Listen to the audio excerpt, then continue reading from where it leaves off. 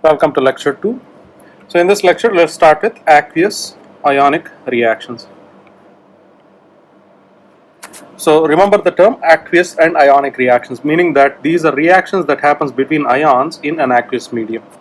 So when you take an example, let's take an example of silver nitrate and sodium chromate. So the silver here and the chromate here, when you take the final product, ends up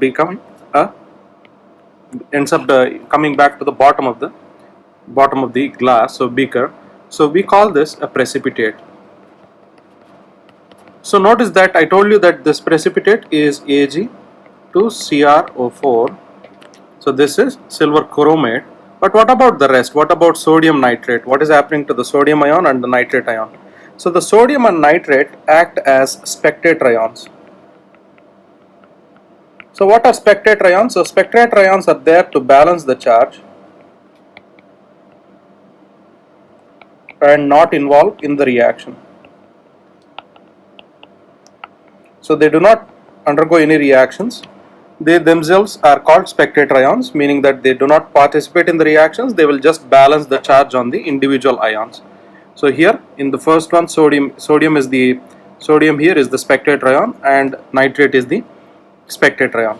So when you write the molecular equation, we cannot differentiate which is a spectator ion and which is the ion that reacts, right? So to do that, we write the total ionic equation. In the total ionic equation, whichever is the ion that stays as the spectator ion will be cancelled out, and we write the net ionic equation, which shows you that the only reaction that is occurring where you form the precipitation or the precipitate formation. So this is how you write the equation. So first one is the molecular equation, second one is the total ionic equation where you split each individual one into ions, and finally take out the spectator ions and just write the ones that form the precipitate. We call that the net ionic equation. So spectator ions are the ions that are not involved in the actual chemical change, so they appear unchanged on both sides of the total ionic equation. So the net ionic equation basically eliminates the spectator ion, shows only the actual chemical change that is happening inside the reaction. So this is an example of the molecular, total and net ionic equations. So let's discuss the first of the three types of reactions that we'll see in this chapter: precipitation reactions. So in a precipitation reaction, there are two soluble ionic products that react to give an insoluble product. So meaning that soluble here represents that it dissolves in water to form ions. Insoluble is the one that does not dissolve in water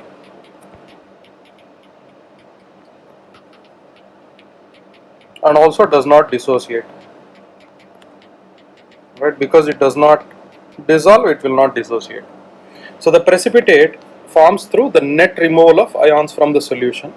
So it is possible for more than one precipitate to form in such a reaction. For example, if you have two soluble solvents, if you have two soluble ionic compounds and you can mix them together, the chances are you can have no insoluble product, or one insoluble product, or two insoluble products, so depending on the type of products that we use.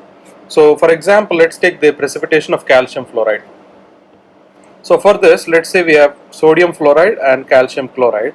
When you mix them together, it creates calcium fluoride and NaCl. So when you write the total ionic equation, so you split 2NaF into 2Na plus 2F minus, calcium chloride into Ca2 plus 2Cl minus. So here only one precipitate is formed, the rest are the spectator ions. So when you cancel out the common ones on both sides, which is sodium and chlorine, you get the net ionic equation, which shows you the precipitate formation. So the net equation is the equation for precipitate. So precipitate is the one that bonds together and comes to the bottom of the container. So notice that here this is the precipitate that is being formed. So how do you predict whether a precipitate will form? It depends on the ions that are present in the reactants, and we should also consider all possible cation anion combinations, and we use the solubility rule. So this is important. Let me show you what that means to decide whether any ion combinations are insoluble. So any insoluble combination identifies a precipitate will form. So this is the table that shows you the solubility rules for ionic compounds in water. All the common compounds of group 1A, that is lithium, sodium, potassium, all of them in group 1A will end up becoming soluble in water. All compounds of ammonium will also be soluble in water. All common nitrates, acetates and also perchlorates are all soluble in water. All common chlorides, bromides and iodides are soluble except for chlorides, bromides and iodides of silver, lead, copper and mercury. So these are the 4 exceptions that are insoluble. Remember that these are insoluble products. All common fluorides are also soluble except for lead fluoride and all fluorides of group 2A elements. Notice that group 2A is the second column in the periodic table.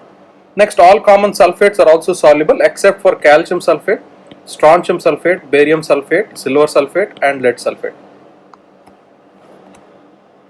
Next, what are all insoluble? All metal hydroxides are insoluble. When you have a metal and a hydroxide, so metal hydroxides are insoluble. Next, all common carbonates and phosphates are also insoluble. The exception in metal hydroxides is group 1A metal hydroxides and calcium hydroxide, strontium hydroxide and barium hydroxide. These are soluble. Alright.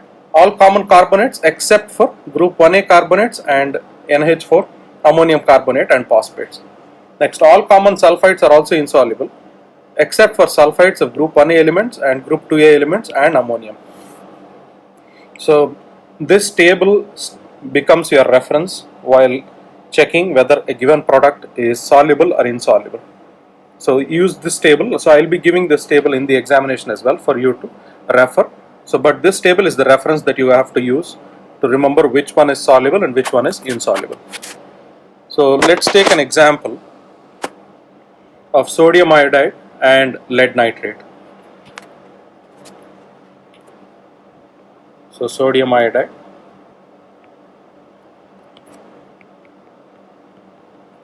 plus lead nitrate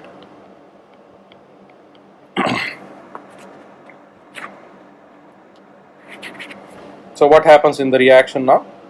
So it forms PbI2 plus NaNO3. So when you take the reaction, it's a double displacement reaction where the ions are gonna split themselves and form with the other product. So let's write 2NaI. It forms NaNO3, 2NaNO3 plus PbI2. Now, so the first thing that we want to do is check whether it's soluble or insoluble. For that, write down the individual ions of each individual equation. So this can be written as 2Na plus 2I minus plus Pb2 plus 2NO3 minus gives 2Na plus 2NO3 2 minus plus. So before writing the product, let's look at the rules. Alright, so one is sodium iodide. So we want to check for chlorides, bromides and iodides.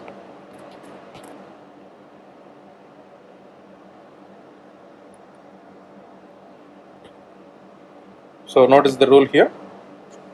All common chlorides, bromides and iodides are soluble except for iodides of silver, lead, copper and mercury. So it is not silver, lead, copper or mercury, it's sodium. So it is soluble. So this is soluble. Next, lead nitrate, all nitrates. So we are looking for all common nitrates. All nitrates are soluble. So this is also soluble. Next, NaNO3. So nitrates of sodium are also soluble. So this is soluble. Next, iodides. Iodides of lead are not soluble. So which means that this is insoluble. So whichever one is soluble, write it as an individual ion. So 2Na plus 2NO3 minus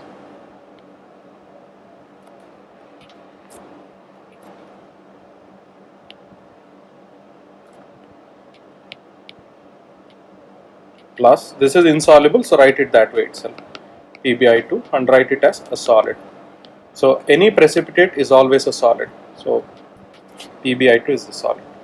So now look for both sides, which are the common ones that we see here. So sodium, nitrate and nitrate are common. So cancel those out and write the only ones that are left. So that is Pb2 plus 2I minus becomes PbI2. So this is the product. This is the net ionic equation. This is the total ionic equation, and this is the total molecular equation.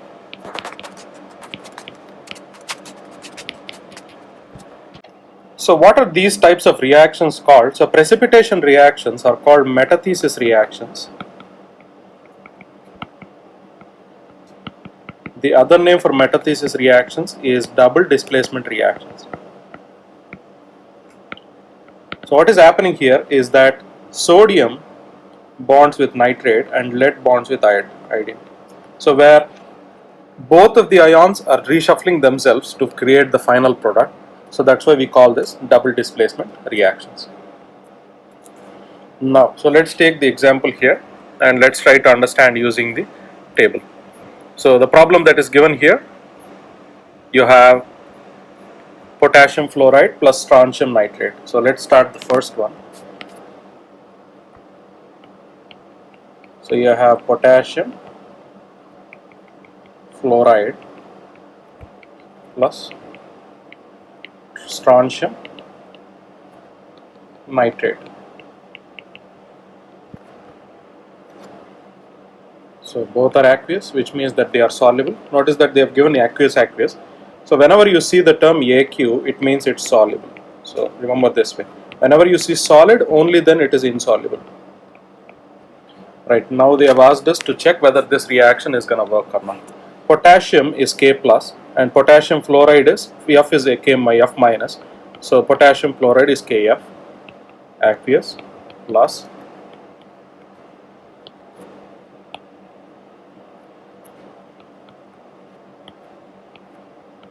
KF aqueous plus strontium fluoride. So strontium is Sr 2 plus and nitrate is NO3 minus. So you get strontium nitrate is NO3 taken twice. So if you want to write it down, you can write on the top K plus and F minus. So they are going to end up forming. Strontium is Sr2 plus and nitrate is NO3 minus. So these are the products. So now they are asking us, both are aqueous, and they are asking us to write the final product. Notice that it's a double displacement reaction. The metals will shuffle the ions that are there. So negative and positive will come opposite to each other. So F will go to strontium and nitrate will go to potassium.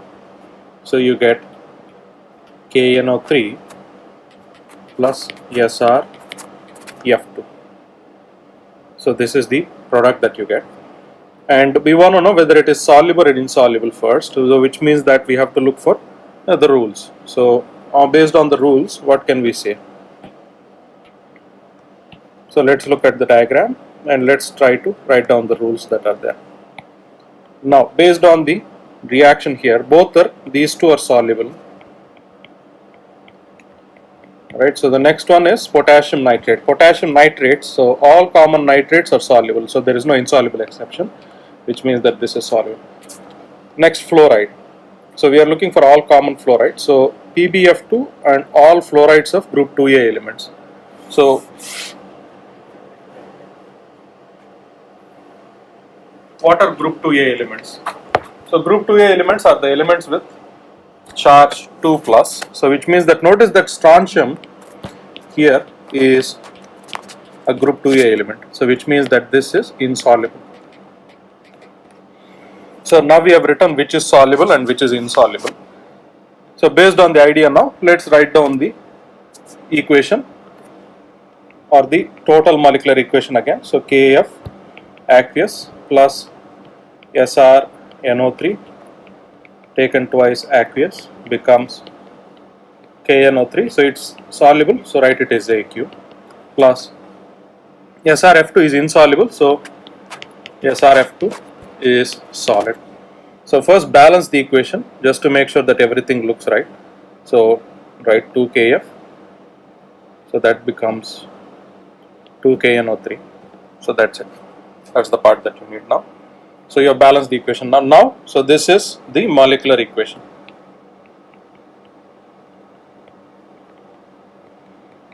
Next one we want to write the total ionic equation. So write down the total ionic equation for this reaction. So the total ionic equation is 2K plus 2F minus plus SR2 plus 2NO3 minus becomes 2K plus, notice that this is soluble, so write it as its ions, plus 2NO3 minus, plus this stays the same, so SRF2 stays the same as a solid, right? So all of these are aqueous.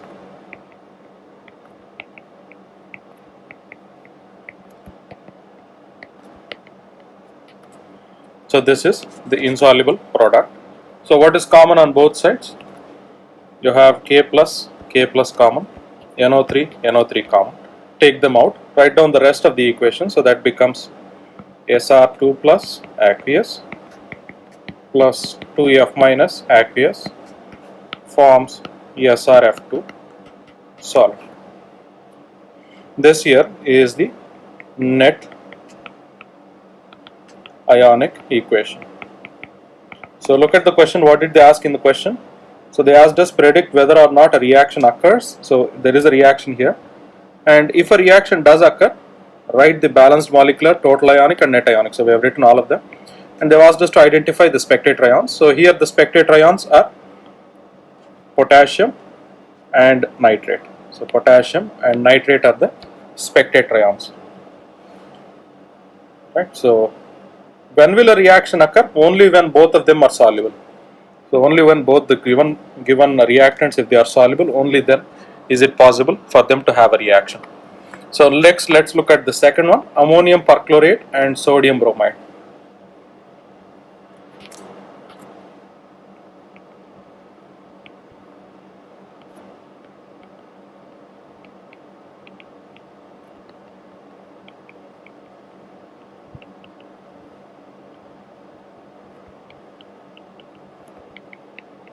Plus sodium bromide. So what is mentioned here? Notice that both are aqueous, so both are aqueous, that's good. So once you note that both are in aqueous solutions, which means they are going to react. Now what is the formula for ammonium perchlorate? Ammonium is NH4 plus, perchlorate is ClO4 minus, plus you have sodium bromide. So sodium is Na plus bromide is Br minus. So notice that these are the ions. Now write down the compounds. So you have NH4 ClO4 plus NaBr. Notice that both are aqueous, so write down Aq and Aq. So what are the product? The reshuffle. So the positive takes the other one's negative, the positive takes the other one's negative. So you get Na ClO4 plus you have NH4 Br. Now we don't know whether they are soluble or insoluble. So again we have to check the rules. So let's check the rules of these compounds. So the first one we want to know is NaClO4, so perchlorates. So all common nitrates, acetates and perchlorates are soluble. So this is soluble. Next, all common chlorides, bromides and iodides are insoluble. So here the exception is only for silver, lead. So silver, lead, copper and mercury. None of them is ammonium. Let's look at ammonium. All common compounds of ammonium are soluble. So which means this is also soluble. So both are soluble. So which means now take the equation NH4 ClO4 aqueous plus NaBr aqueous becomes NH4 Br plus NaClO4, both are aqueous. So which means that no reaction is gonna occur because there is no product, no precipitate formation. So there is no precipitate formation. So which means that there is no reaction here. Remember that unless precipitate forms, there is no reaction. So there is no precipitate formation because both the products are soluble. So there is no net reaction at all. So you don't even need to write the ionic reaction and the net ionic reaction. So remember that always use the rules to make sure that you have the correct way for solving the problem. So let me give you some more examples so that you can try these on your own.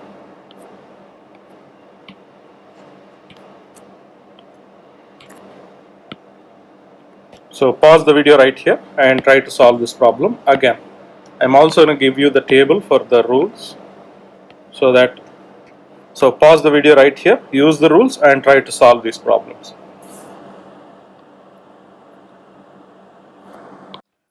So now let's try some other problem. Let's try this problem here. So here they've asked us to identify the compound first. So the first thing we want to do here is check for the number of positives and negatives. So you have 1, 2, 3, 4, 5, 6, 7, 8, 9, 10. So there are 10 positives and 2 minus, there are 5 of them. So there is 1:2 ratio. So which means that there is a 2 minus charge and there is 1 plus charge. So when you split KCl, you get K plus and Cl minus. So this is not the answer. You have 2 Na plus and SO4 2 minus. So this might be the answer. Let's take the other ones as well. So MgBr2 is Mg2 plus and Br minus. So no, this is not also the answer. Next, Ag2NO3 is, you can split it and form Ag plus and SO4 2 minus. So there is plus and 2 minus. This is also the one that's mostly gonna be a really good one. Now they are asking you the following is molecular views shows the reactant solutions for a precipitation reaction. Notice that it is gonna form a precipitate, which means that we have to combine between Ag2SO4 and Na2SO4 and check which one will lead to the reaction. Let's try B again. So there are two answers now. We have two answers for both the products. Now let's look at B here. So B here is NH4NO2. So you have 4 2 pluses and 8 minuses. Based on that, you have to have, so NH4 is, when you get NH4NO3, you have NH4 plus and NO3 minus. So this is not the answer. MgSO4 is Mg2 plus and SO4 2 minus. So this is also not the answer. Next you have barium nitrate, which is Ba2 plus and NO3 minus. So this might be the answer. CaF2 is Ca2 plus and F minus. So this also might be the answer. Now you have two answers for each. What you have to do in this problem now is check whether each of them is going to result in the correct product or not. So let's take a look at each of them and see whether the product will form or not. Now the two chances are, notice that for the reaction to occur, both of them have to be aqueous, which means that this has to be aqueous and this has to be aqueous, which means that both of them have to be soluble. Now in the first answer, in A, you got Na2SO4 and Ag2SO4. So we want to know which one is soluble. Again, use the rules. So from the rules, we want to look for sulfates. So all common sulfates here is the last one. So all common sulfates are soluble, provided the exception is for calcium, strontium, barium and Ag2. Notice that Ag2SO4, this is insoluble, which means that this is not the answer. Alright, so this is the product. Next, for B, you have two answers, barium nitrate and BaNO3 taken twice and CaF2. So which one is soluble here? Again, you want to check for the rules, which one is soluble. So rather than checking which one is soluble, check for the one which is insoluble. Now, all nitrates are soluble and there is no exception, and all fluorides except for PbF2 and group 2A. Calcium is a group 2A element. So which means that this is insoluble. Remember that the answer here is that when both the reaction have to occur, it has to be soluble. So these two are soluble. So these two are the ones that are going to end up forming the product. So what is the product that they end up forming? So let's take the reaction. Na2SO4 is aqueous. So because it's soluble, so it's aqueous. Plus BaNO3 taken twice is also aqueous, it's also soluble. Now from this basis, so what is the reaction that has to occur? So it's going to end up exchanging the product. So barium will take up the sulfate and sodium will take the nitrate. So you get NaNO3 plus BaSO4. So notice that barium is 2 plus and SO4 is 2 minus. So they are going to cancel each other. Now from this reaction, which one is insoluble? So we want to check for these two now from the rules again. The rules again. So NaNO3 is all common nitrates. So all nitrates are soluble. So this is soluble. BaSO4 is sulfate. So sulfates. So BaSO4 is insoluble. So this is insoluble. Now we can write down the equation. You have Na2 SO4 plus BaNO3 taken twice forms NaNO3 2NaNO3 plus BaSO4. So all are aqueous except for barium sulfate. This is solid. So when you write the total ionic equation, you get 2Na plus SO4 2 minus plus Ba2 plus 2NO3 minus becomes 2Na plus 2NO3 minus plus barium sulfate is going to stay the same because it's the precipitate. So the net ionic equation, which one will get cancelled? So sodium, these are the spectate ions. So these two are spectate ions. So cancel them out and write down the net equation. So the net equation will become Ba2 plus aqueous plus SO4 2 minus aqueous forms BaSO4 solid. So this is the net equation, net ionic equation. Now, so try the same. So let me give you some more problems so that you can try the other one.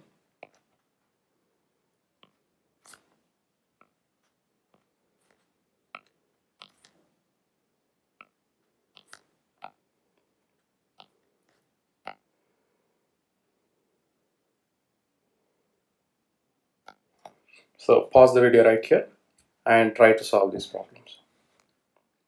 The exact same as what we did before. So pause the video right here and try to solve these problems. So next let's go to the stoichiometry of this precipitation reaction. So let's start with the problem. So magnesium is the second most abundant metal in seawater after sodium. So the first step in its industrial extraction involves the reaction with Mg2 plus with calcium hydroxide to precipitate magnesium hydroxide. Notice that this is the precipitate.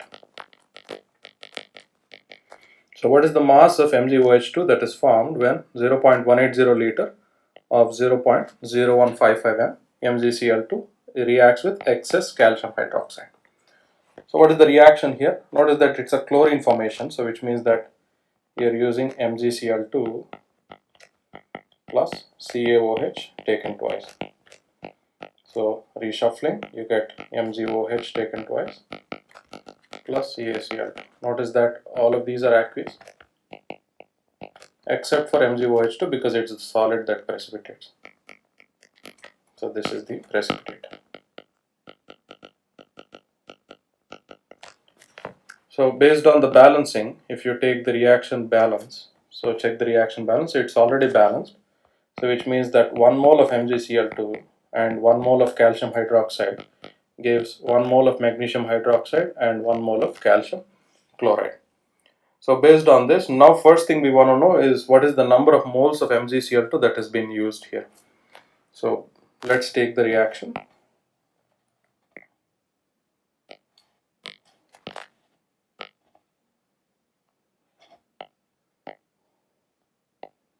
So this is the reaction that we have. So the data is given us, so they have given us volume and they have given us the molarity.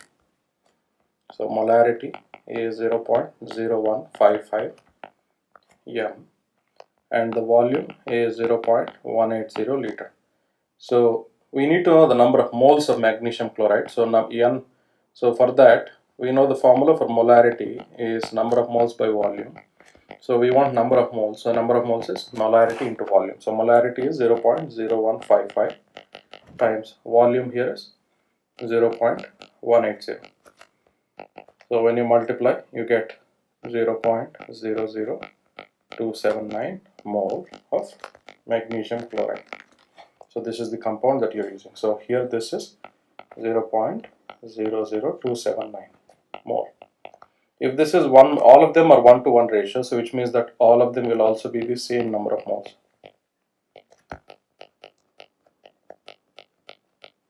But they did not ask us for the number of moles, they asked us what is the mass. So which means that we have to convert this number of moles into mass. So you have 0.00279 mole of magnesium hydroxide. So we want to convert this into mass. We know that number of moles is mass by molar mass. So when you want to find mass, mass becomes number of moles into the molar mass. So that is 0.00279. Now we want to find the molar mass of MgOH taken twice. So the molar mass, so try to use periodic table, the value is 58.33. So that gives you a total value of 0.163 grams of MgOH taken twice. So this is the mass of MgOH taken twice that can be extracted when you use 0.00279 moles of magnesium chloride. So this is how you can solve the precipitate problems and get your answer. So let me give you some problems for practice.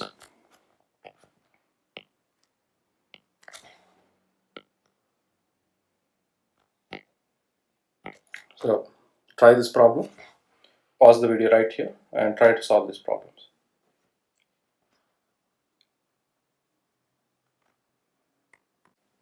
So next let's solve a limiting reactant problem. So where we are using a limiting reactant in precipitation.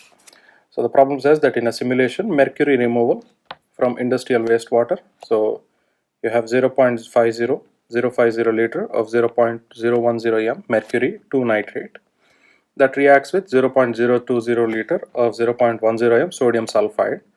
How many grams of mercury sulfide is formed? So write a reaction table for this process. So remember the limiting reactant problem. So let's start with first the reactant, it's a reaction itself. So the reaction is mercury 2 nitrate. So mercury 2 nitrate is He2 plus and NO3 minus. So that forms HgNO3 taken twice plus sodium sulfide is Na2S. So notice that both are aqueous. So that's why they are involving in precipitation reaction. So they form HgS. So notice that this is the precipitate that you are finding, mercury 2 sulfide. So if they have given what they are asking you for the problem, so that is the answer that you want. So plus you get 2NaNO3, which is going to be aqueous, obviously. So this is the reaction that we have. So from the reaction, they have given us in the values in different systems. We want to find in number of moles. So if this is 1 mole, so this will also be 1 mole. So all of them will be 1 mole except for NaNO3, which gives 2 moles. Now, so they have started with mercury nitrate, which is 0.050 m. So volume. So mercury nitrate volume is 0.050 liters and the molarity is 0.010 m. And sodium sulfide is 0.020 liters with a molarity of 0.10 m. So if we want to know what is the product, we have to find the least number of moles of each of these products. So what is the least number of mole that you get here? So number of moles for here is molarity times volume. Here also number of moles is molarity times volume. So that becomes 0.010 times 0.050. Here 0.020 times 0.10. So when you calculate the value, you should get a value of 5 times 10 to the power negative 4 mole, and here get 2 times 10 to the power negative 3 mole. So out of them, which is the least value? So this is the least value. So this will be the actual amount of product that you end up forming. So remember that whichever is the least reactant, whichever has the least number of moles, that will be the limiting reactant. So this is the limiting reactant. Right, so here the limiting reactant is mercury nitrate. So with that in base, now we want to know, so what is the amount each of these will form. So now let's write a table, the reaction table that we generally use. So the reaction table,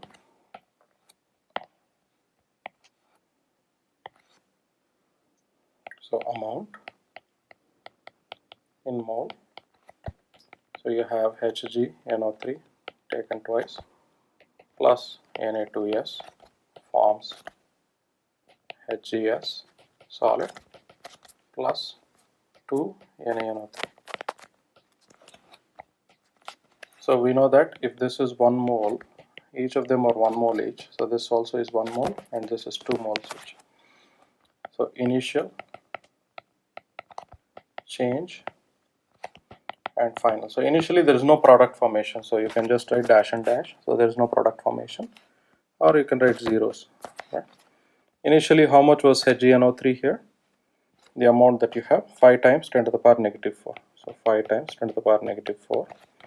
And Na2S is, the value that you have is 2 times 10 to the power negative 3.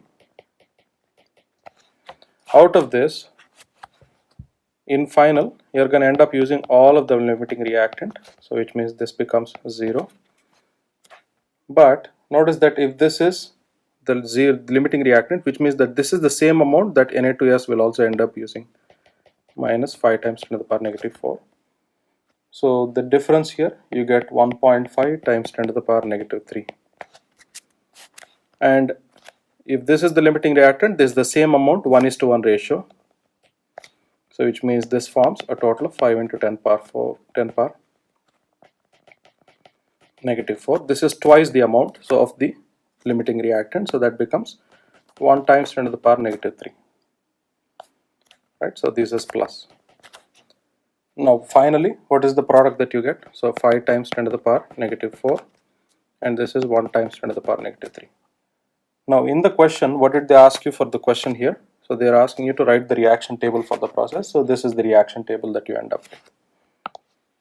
So this is the reaction table. So this is how you can check the limiting reactant. Remember that whichever one gets the least number of moles is the limiting reactant on the reactant side. So that is how you can decide on the problems. So let me give you some for practice and you can try these on your own.